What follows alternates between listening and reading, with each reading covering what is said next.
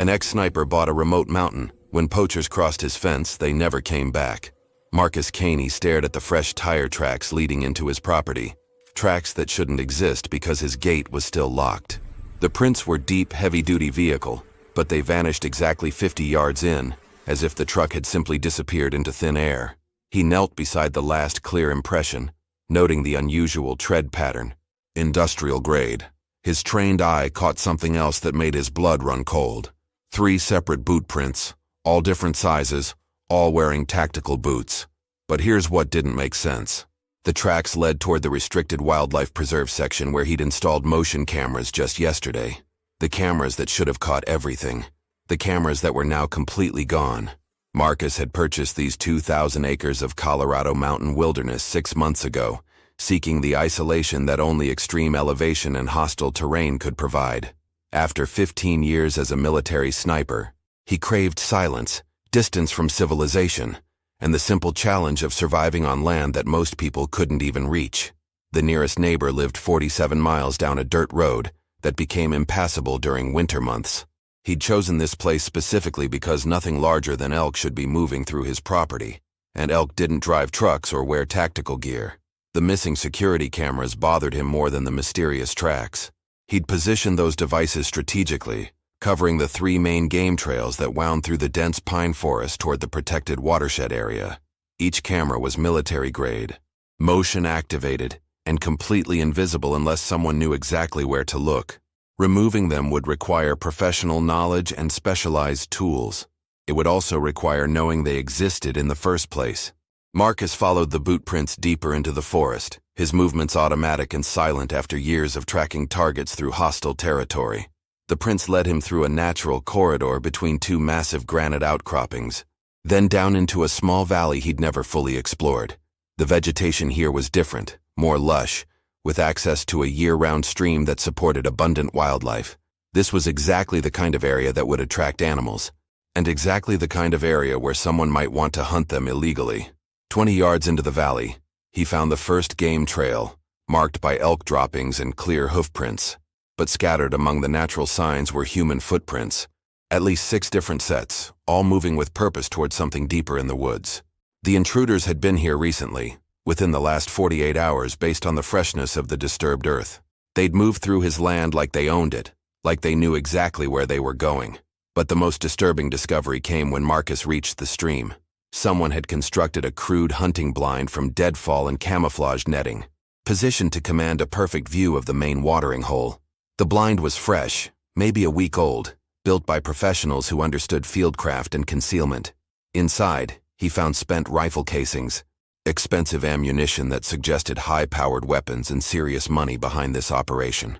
As Marcus examined the shell casings, his military training kicked in, analyzing trajectory angles and sight lines. These weren't weekend poachers taking deer for meat. This was organized, systematic, and professional. Marcus collected the spent shell casings, noting the caliber and manufacturer markings that suggested military-grade ammunition costing $12 per round. These weren't casual hunters taking shots at deer for winter meat. Someone was paying premium prices for precision equipment, which meant they were hunting something valuable enough to justify the expense. The casings were clean, recently fired, and positioned in a pattern that indicated careful aim from a supported position. Professional work. Following the stream deeper into the valley, he discovered something that made his pulse quicken. Fresh blood on the rocks near a natural pool where animals came to drink. The blood was dark, partially dried, maybe 36 hours old, but there was too much of it for a clean kill, and it was scattered in a way that suggested struggle and panic. Whatever had been shot here had suffered before dying. The trail beyond the blood led him to a clearing where the earth was torn up by heavy boots and dragged weight. Deep gouges in the soil showed where something large had been hauled toward a dirt road that Marcus hadn't known existed on his property. The road was hidden by careful placement of brush and fallen logs, invisible from any angle except ground level. It connected to the main Forest Service road 3 miles away, providing perfect access for vehicles that needed to move quickly and quietly. Marcus followed the hidden road for half a mile before finding tire impressions in a muddy section, the same industrial tread pattern from his gate area. But here he could see additional details. Multiple vehicles had used this route recently. He counted at least 3 different tire patterns, suggesting a coordinated operation involving several trucks. The road showed signs of regular use, worn down by repeated traffic over several months. At a bend in the hidden road, Marcus discovered a makeshift processing station. Someone had constructed a sturdy wooden frame between two trees, complete with pulleys and chains designed for hanging large game. The ground beneath was stained dark with old blood, and the smell of decay lingered despite recent rain. This wasn't a temporary hunting camp. This was a permanent installation built for processing significant quantities of wildlife. Scattered around the processing area were plastic tarps, industrial garbage bags, and butcher knives that spoke of serious meat preparation. But most disturbing were the items that suggested trophy hunting rather than sustenance.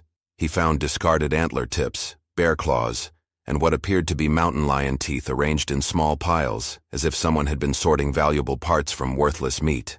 The evidence painted a clear picture of an illegal hunting operation that had been using his land for months, possibly longer. They had constructed infrastructure, established supply routes, and operated with the confidence of people who believed they wouldn't be caught. But questions remained that made Marcus increasingly uneasy. How had they accessed his property without triggering any of his security measures? Why had they chosen his land specifically when thousands of acres of public hunting areas existed nearby? Most importantly, who was coordinating an operation this sophisticated, and what were they hunting that required such extreme measures to remain hidden? Marcus returned to his cabin as darkness settled over the mountains, his mind racing with tactical possibilities. The illegal hunting operation on his land was far more extensive than any casual poaching ring. The level of organization, the permanent infrastructure, and the expensive equipment suggested serious money and professional coordination. But what troubled him most was how they'd operated undetected for months on property he'd surveyed extensively before purchasing. Inside his cabin, Marcus spread a topographical map across his kitchen table and began marking locations. The processing station, the hidden road, the hunting blind, the missing camera positions. When connected, the markers revealed a pattern that made his blood run cold. The operation wasn't random. They'd chosen specific sites that provided perfect sight lines across the most valuable wildlife corridors while remaining invisible from his cabin and the main access road. Someone had conducted detailed reconnaissance of his property before he'd even bought it. They knew the terrain better than he did, which meant they'd been operating here long before he arrived. The previous owner, an elderly rancher named Bill Hutchins, had sold the land through an estate sale after his death. Marcus had purchased it sight unseen through a Denver law firm, attracted by the remote location and reasonable price. But now he wondered if the reasonable price had been too good to be true. Had Hutchins known about the illegal hunting operation? Had he been paid to look the other way? Or had the operation moved in after the old rancher's death, taking advantage of abandoned property to establish their base of operations? Marcus retrieved his laptop and pulled up the county tax records for surrounding properties. What he found sent a chill down his spine. 3 of the 4 neighboring properties had changed hands in the past 18 months, all purchased by the same limited liability company based in Denver, Rocky Mountain Resource Management. The sales had happened quietly, with no public advertising, suggesting private negotiations and cash offers. A pattern was emerging that spoke of careful planning and significant financial resources. Someone was systematically acquiring large blocks of remote mountain property, creating a private hunting preserve where wealthy clients could pursue illegal game without interference. The operation was protected by isolation, controlled access, and now, apparently, by owning or controlling all the surrounding land. Marcus cross-referenced the LLC with state business records and found minimal information. Rocky Mountain Resource Management had been incorporated 2 years ago with a registered address at a Denver law office. The listed officers were all lawyers, which meant the real owners were hidden behind layers of legal protection. But the timing coincided perfectly with the property acquisitions and the establishment of the hunting operation. His military experience had taught him to recognize patterns of hostile surveillance and territorial control. This wasn't just poaching. This was a coordinated operation designed to establish a private hunting ground where endangered or protected species could be killed for profit. The remote location, the controlled access, and the systematic property acquisition all pointed to an operation worth millions of dollars annually. But Marcus had unknowingly disrupted their plans by purchasing the central property. His presence threatened to expose an operation that had invested serious money in secrecy and isolation. which meant they would need to deal with him, one way or another, to protect their investment. 3 days later, Marcus heard the vehicles returning. The sound of diesel engines echoing through the valley woke him at 4:30 in the morning, too early for any legitimate activity, but perfect timing for illegal hunting when most animals move to water sources. He grabbed his binoculars and tactical gear, then positioned himself on a rocky outcrop that provided clear sight lines across the entire operation area. Through the pre-dawn darkness, he watched 3 black SUVs navigate the hidden road with practiced efficiency. No headlights, but they moved confidently, suggesting night vision equipment and intimate knowledge of the terrain. The vehicles stopped at the processing station, and Marcus counted 8 men emerging with military precision. They wore camouflage clothing, carried high-end rifles, and moved with the coordination of professional soldiers. But these weren't soldiers. Through his binoculars, Marcus observed expensive hunting boots, custom rifle scopes, and equipment that cost more than most people's annual salaries. These were wealthy clients, paying premium prices for illegal hunting experiences. The operation catered to rich men who wanted to kill rare animals without dealing with hunting licenses, conservation laws, or federal restrictions. The hunting party split into 2 groups, each accompanied by what appeared to be professional guides carrying GPS units and radio communication equipment. Marcus watched them disappear into different sections of his property, following routes they clearly knew well. Their confidence suggested they'd hunted here many times before, familiar with every trail and water source. For the next 6 hours, Marcus tracked their movements from various observation points, using skills honed during years of surveillance operations overseas. The hunters moved through his land like they owned it, taking shots at wildlife with expensive precision rifles. He witnessed them killing a mountain lion, 2 black bears, and what appeared to be several endangered elk subspecies. Each kill was photographed extensively, suggesting trophy documentation for wealthy collectors. But the most disturbing discovery came when Marcus observed the guides using electronic tracking devices to locate specific animals. They weren't hunting randomly. They were targeting particular creatures that had been previously tagged or monitored. Someone had been studying wildlife patterns on his property for months, possibly years, cataloging rare animals and their habits to provide guaranteed kills for paying clients. The operation ran with clockwork precision. After each kill, the guides immediately radioed coordinates to a cleanup crew that arrived within minutes to process and transport the carcasses. Nothing was left behind. No evidence, no blood, no signs that protected animals had been systematically slaughtered for profit. By late afternoon, the hunting party had retreated to the processing station, where Marcus observed them celebrating with expensive whiskey and cigars. Through his binoculars, he could see stacks of cash changing hands as clients paid their guides for successful hunts. The amounts being exchanged suggested this single day's operation had generated tens of thousands of dollars. As the SUVs prepared to leave, Marcus noticed something that made his blood run cold. One of the guides was studying a map and pointing directly toward his cabin. They knew he was there. They knew he'd been watching. And from their body language and animated discussion, they were making plans to deal with the problem he represented. That night, Marcus prepared for war using lessons learned in hostile territory overseas. He retrieved his military-grade rifle from its secure case, cleaned and calibrated the scope, and established 3 defensive positions around his cabin with clear fields of fire. If the hunting operation intended to eliminate him as a threat, they would discover that removing an experienced sniper required more than expensive equipment and hired muscle. Marcus spent hours studying satellite imagery on his laptop, memorizing every approach route to his property, and identifying natural choke points where vehicles would be forced to slow down or stop.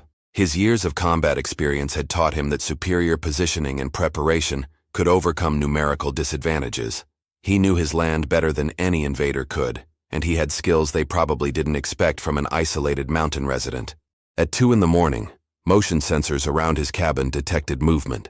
Multiple vehicles approaching without lights, engines running quiet, attempting tactical stealth.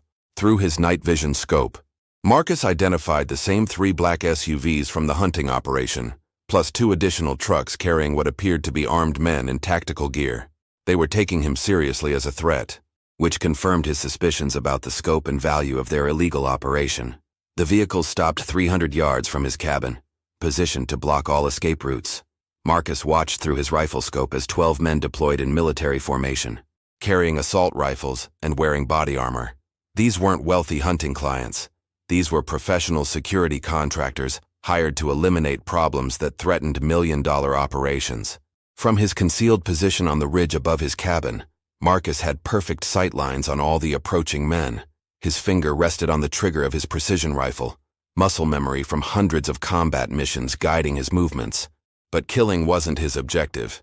He needed these men alive to testify about the illegal hunting operation and identify whoever was financing the entire scheme.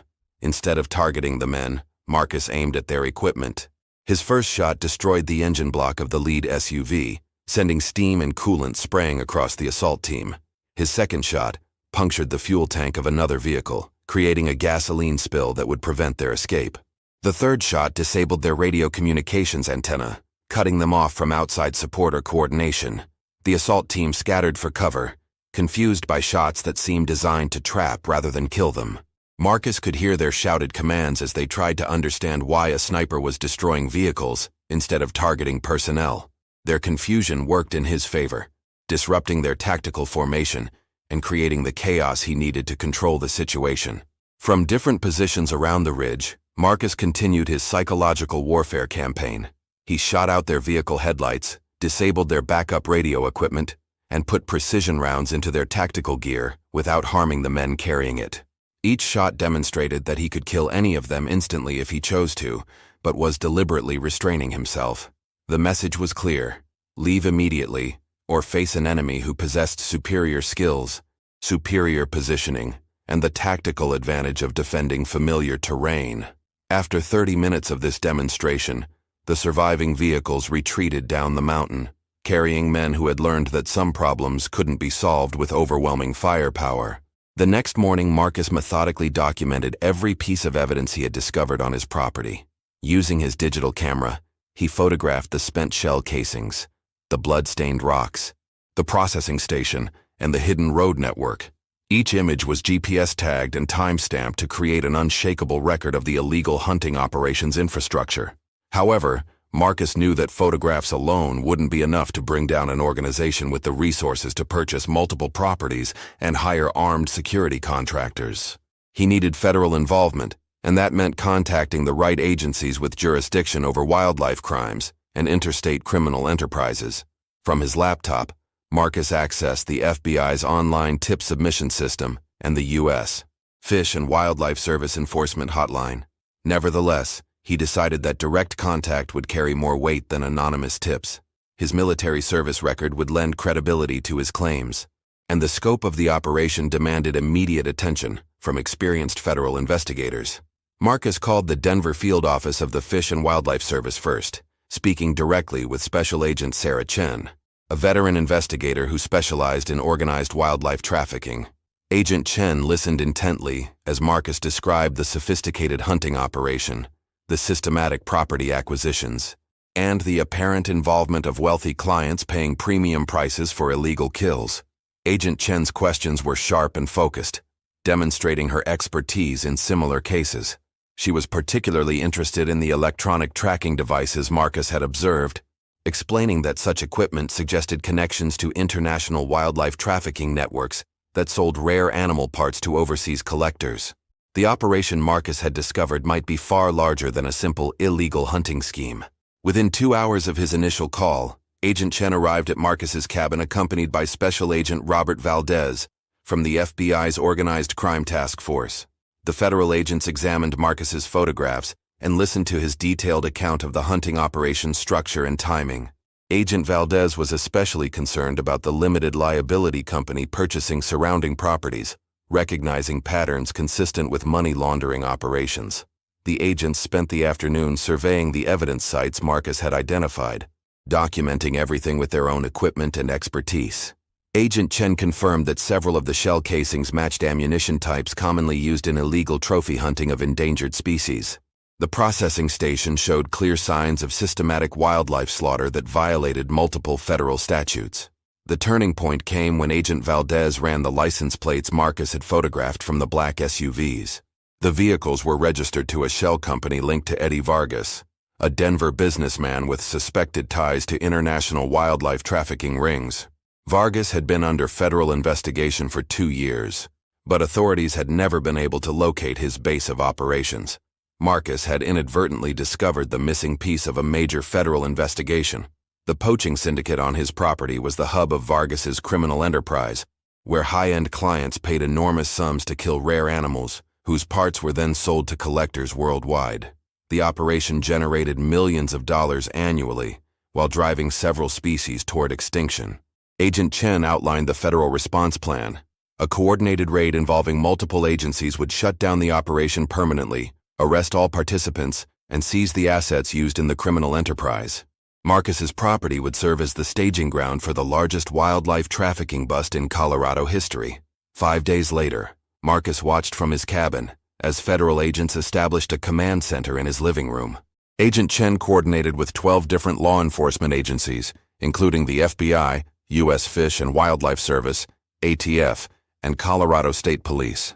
The scope of the operation required extensive planning to ensure simultaneous arrests across multiple states and the seizure of assets worth millions of dollars. The federal task force had used Marcus's intelligence to map the entire trafficking network. Eddie Vargas's operation extended far beyond illegal hunting, encompassing wildlife smuggling routes that supplied rare animal parts to collectors in Asia, Europe, and the Middle East. The hunting clients Marcus had observed were just one revenue stream in a sophisticated criminal enterprise that had operated undetected for years. Agent Valdez briefed Marcus on the raid timeline. Elite tactical teams would move simultaneously against 3 targets: the hunting operation on Marcus's property, Vargas's Denver headquarters, and a processing facility in Wyoming where animal parts were prepared for international shipment. The coordinated strikes would prevent any element of the organization from escaping or destroying evidence. At 4 in the morning, motion sensors detected the familiar convoy of black SUVs approaching through the hidden road network. This time, however, 50 federal agents were positioned throughout the forest, armed with night vision equipment and arrest warrants for every person involved in the illegal hunting operation. Marcus remained in his cabin as requested, but Agent Chen provided him with radio communication to monitor the operation's progress. The wealthy hunting clients arrived exactly as Marcus had predicted, completely unaware that their exclusive wilderness experience had become a federal trap. Through his window, Marcus watched the SUVs stop at the processing station, where the hunting guides began unloading expensive rifles and preparing for another profitable day of killing protected wildlife. Agent Chen's voice crackled through the radio as tactical teams moved into position around the clearing. The federal agents had spent days studying the terrain Marcus had mapped for them, positioning themselves to capture every person involved without allowing any escapes through the dense forest. The operation required precision timing to prevent the destruction of evidence or the escape of high-value targets. At precisely 6 o'clock, when the hunting party had spread throughout the forest to begin their illegal kills, Agent Chen gave the signal for simultaneous arrests. Marcus listened through the radio as federal agents confronted stunned clients who had paid $50,000 each for guaranteed kills of endangered animals. The guides carrying GPS tracking equipment and specialized ammunition were caught with overwhelming evidence of their crimes. But the most satisfying moment came when Agent Valdez's voice reported the arrest of Eddie Vargas himself at his Denver headquarters. Federal agents had seized computer records documenting the entire trafficking network, bank accounts containing millions of dollars in illegal profits, and a client list of wealthy individuals who had participated in the systematic slaughter of protected species. Within 6 hours, the federal raid had dismantled an operation that had taken years to establish. The hunting clients, guides, security contractors, and organizers were all in federal custody facing charges that carried decades in prison. Marcus's mountain property, once violated by criminal trespassers, had become the scene of their complete downfall. 6 months after the federal raid, Marcus stood on the same rocky outcrop where he had first observed the illegal hunting operation. But the forest around him had been transformed. The hidden road network had been destroyed by federal bulldozers, the processing station dismantled completely, and the hunting blinds removed without a trace. Nature was already reclaiming the areas where wealthy criminals had once slaughtered protected wildlife for profit. Agent Chen visited Marcus regularly to provide updates on the criminal prosecutions that had resulted from his discovery. Eddie Vargas had been sentenced to 25 years in federal prison for racketeering, wildlife trafficking, and operating a criminal enterprise. The wealthy hunting clients each received sentences ranging from 5 to 15 years. their reputations destroyed and their assets seized to pay for wildlife conservation programs. The security contractors who had attempted to eliminate Marcus as a threat were now serving concurrent sentences for assault with deadly weapons and conspiracy charges. Their sophisticated equipment and military training had proven useless against federal agents who arrived prepared for their tactics. Marcus took particular satisfaction knowing that the men who had tried to intimidate him were spending their days in concrete cells rather than Colorado forests. Above all, the systematic property acquisitions that had enabled the criminal operation were completely reversed. Rocky Mountain Resource Management was dissolved, its assets liquidated, and the purchased properties donated to the U.S. Forest Service as protected wilderness areas. The land that had once served as a private hunting preserve for wealthy criminals was now permanently protected from any future development or exploitation. Marcus had testified before a federal grand jury, providing detailed evidence about the scope and operation of the trafficking network. His military background and meticulous documentation had impressed prosecutors, who credited his investigation with exposing one of the largest wildlife crimes in Colorado history. The case had generated national media attention and strengthened federal laws protecting endangered species. The transformation of his property extended beyond the removal of criminal infrastructure. Working with the Fish and Wildlife Service, Marcus had established his land as a private wildlife sanctuary, where the animals that had once been hunted could recover their populations safely. Camera traps throughout his property now documented healthy numbers of mountain lions, black bears, and elk that were no longer targeted by poaching syndicates. Marcus discovered that protecting the land gave his life the purpose and mission that military service had once provided. He worked closely with federal wildlife biologists, documenting animal behavior and supporting research that would benefit conservation efforts across the western United States. His cabin had become a research station where scientists studied the recovery of wildlife populations in areas previously impacted by illegal hunting. The poachers who had once violated his property with such confidence never returned. Their operation was destroyed, their leaders imprisoned, and their wealthy clients facing criminal prosecution that would follow them for years. Marcus had kept his promise that those who crossed his fence would face consequences they never anticipated. As the sun set over his peaceful mountain sanctuary, Marcus reflected on how seeking isolation had led him to protect something far more valuable than his own solitude. The silence of his forest was now broken only by the sounds of thriving wildlife, rather than the gunshots of criminal hunters. Thanks for watching our Western story tonight. Click the video on screen to dive into another frontier tale.